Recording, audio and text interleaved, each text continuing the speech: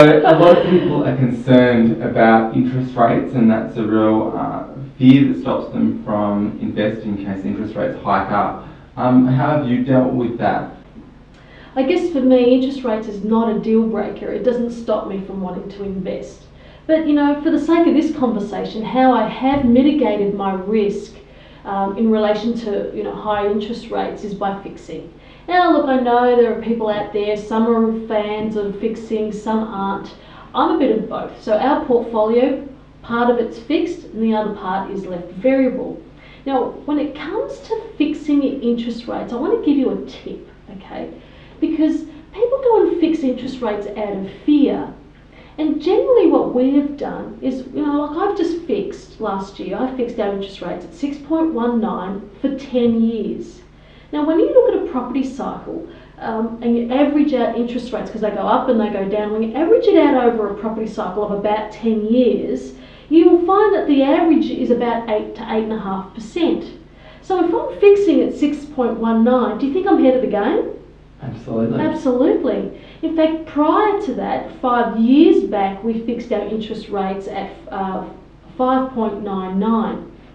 And I remember the broker at the time, he's no longer with us, we don't work with him anymore, but he actually thought we were insane at fixing at 5.99.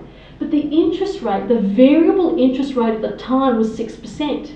So what that means is the long-term interest rate was lower than the variable.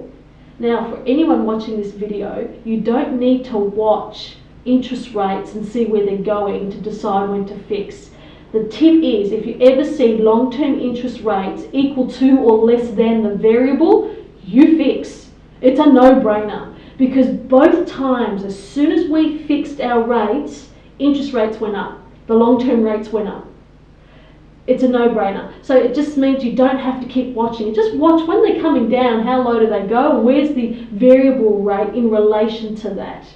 So rather than fixing at 9%, which I know a lot of investors did, and they got caught and they couldn't break it, and they couldn't break their loan, and if they had, they would have been paying the bank $20,000 to $40,000 in break costs, etc. Well, what you do is, in that instance, just hang on, don't break it, just keep going. But the rule is, don't fix when interest rates get to that level. If we know that 8.5% is the average, never fix above that, because you're actually bidding against yourself. The bank's winning, not you. So if you're ever going to fix your rate, try and keep it below that rate as a rule of thumb. But I like to watch where the variable is, where the long-term one is, and if it's close to or less than, I fix.